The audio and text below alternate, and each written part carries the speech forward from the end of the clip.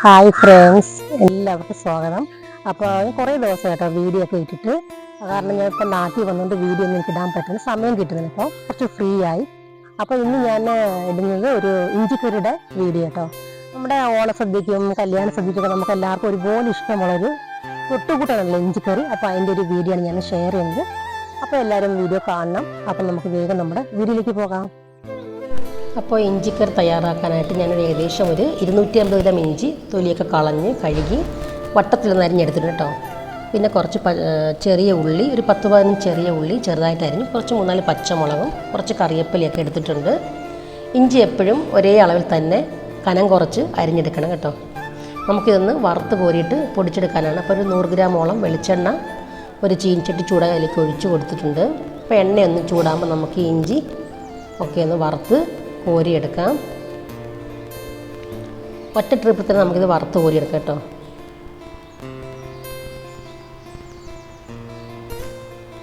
ഒരു 10 മിനിറ്റോളം നമ്മളിന്ന് എണ്ണയിൽ കിടന്ന് ചെറുതായിട്ട് മൂക്കും. പിന്നെ നമുക്ക് തിരി കുറച്ചിട്ടിട്ട് ചെറിയ ലോ ഫ്ലെയിമിൽ ഒന്ന് മൂപ്പിച്ചെടുക്കാം.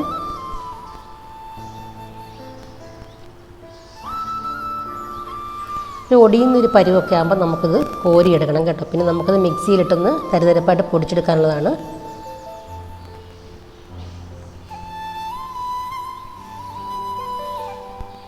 കുറേ നേരം നമ്മളിങ്ങനെ ഒന്ന് ഇളക്കി കൊടുക്കുമ്പോൾ തന്നെ അത് ഇഞ്ചിയൊക്കെ ഒന്ന് മൂത്ത് കിട്ടും. ഈ ഒരു പരുവാകുമ്പോൾ നമുക്കൊന്ന് വറുത്ത് കോരിയെടുക്കാം കേട്ടോ. കരിഞ്ഞൊന്നും പോരുത്. കരിഞ്ഞാൽ പിന്നെ ഇഞ്ചിക്കറി കഴിക്കും. ഇതൊന്ന് മാറ്റി വയ്ക്കാം. അപ്പോൾ ഒന്ന് തണുക്കുമ്പോൾ നമുക്കൊന്ന് പൊടിച്ചെടുക്കണം.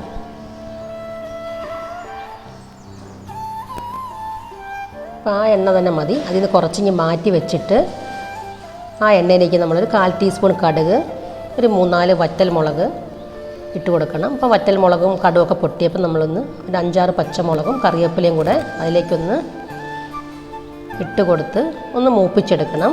അപ്പോൾ മൂത്തതിന് ശേഷം അരിഞ്ഞു വെച്ചിരുന്ന ചെറിയ ഉള്ളി അതും കൂടി ഇട്ട് നന്നായിട്ടൊന്ന് വഴറ്റിയെടുക്കാം. ഉള്ളിയൊക്കെ നന്നായിട്ടൊന്ന് ക്രിസ്പി ആവണം കേട്ടോ. ആ സമയം കുറച്ച് ഒരു നാരങ്ങ വലുപ്പത്തിൽ പിഴിപുളി അതിലേക്കിട്ട് നമുക്കൊന്ന് കുതിർത്ത് വെക്കാം. അപ്പം ഉള്ളിയൊക്കെ ഇതുപോലെ നന്നായിട്ടൊന്ന് മൂത്തിട്ടുണ്ട്. നല്ലൊരു ബ്രൗൺ കളർ ആകുന്നവരെ ഒന്ന് മൂപ്പിച്ചെടുക്കാം. ആ സമയം അതിലേക്ക് നമുക്ക് മസാലയൊക്കെ ചേർത്ത് കൊടുക്കണം. കുറച്ച് മഞ്ഞൾപ്പൊടി, 2 ടേബിൾ സ്പൂൺ മുളക് പൊടിയും കൂടെ ആ എണ്ണയിലിട്ട് മൂപ്പിച്ച്, ഒരു 1/4 ടീസ്പൂൺ ഉലുവാപ്പൊടിയും, പിന്നെ നമ്മൾ നേരത്തെ പിഴിഞ്ഞ് വെച്ചിരിക്കുന്ന പുളിവെള്ളവും ഉപ്പും കൂടെ അതിലേക്ക് ചേർത്ത് കൊടുത്തു. നന്നായിട്ടൊന്ന് ഇളക്കി മസാലയൊക്കെ ഒന്ന് മൂക്കുന്ന സമയത്ത് നമുക്ക് ആ ഇഞ്ചിയൊക്കെ ഒന്ന് പൊടിച്ചെടുക്കാം. പൊടിച്ച് അതും കൂടെ അതിലേക്കൊന്ന് ചേർത്ത് കൊടുക്കണം.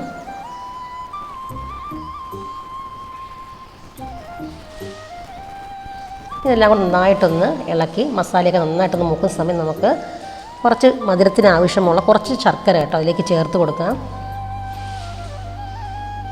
പിന്നെ നമ്മൾ നേരത്തെ പൊടിച്ച ആ ജാറിൽ കുറച്ച് വെള്ളവും കൂടെ ചേർത്ത് ഒന്ന് തിളപ്പിച്ചെടുക്കണം കേട്ടോ. പിന്നെ കുറച്ച് കായപ്പൊടിയും കൂടെ, ഒരു പിഞ്ച് കായപ്പൊടിയും കൂടെ അതിലേക്ക് ചേർത്ത് കൊടുക്കാം. ഇനി നന്നായിട്ട് തിളയ്ക്കട്ടെ. അപ്പോൾ ഇഞ്ചിക്കറിയൊക്കെ നന്നായിട്ട് ഇവിടെ തിളച്ച് ഒന്ന് പറ്റിയിട്ടുണ്ട്. ഒരുപാട് പറ്റേണ്ട ആവശ്യമില്ല കേട്ടോ, ഒന്ന് കുറുകിയിട്ടുണ്ട്. അപ്പം ഞാനിനി ഒരു സെർവിങ് ബൗളിലേക്ക് മാറ്റുക കേട്ടോ. അപ്പോൾ നല്ലൊരു ഇഞ്ചിക്കറി ഇവിടെ തയ്യാറായി. അപ്പോൾ എല്ലാവർക്കും വീഡിയോ ഒക്കെ ഇഷ്ടമായെന്ന് വിചാരിക്കുന്നു. അപ്പോൾ വീഡിയോ ഇഷ്ടമായാലൊന്ന് സപ്പോർട്ട് ചെയ്യാനും അതുപോലെ തന്നെ സബ്സ്ക്രൈബ് ചെയ്യാൻ മറക്കല്ല്. അപ്പോൾ ഇനി പുതിയ വീഡിയോ ആയിട്ട് വരുന്നവരെ ബൈ.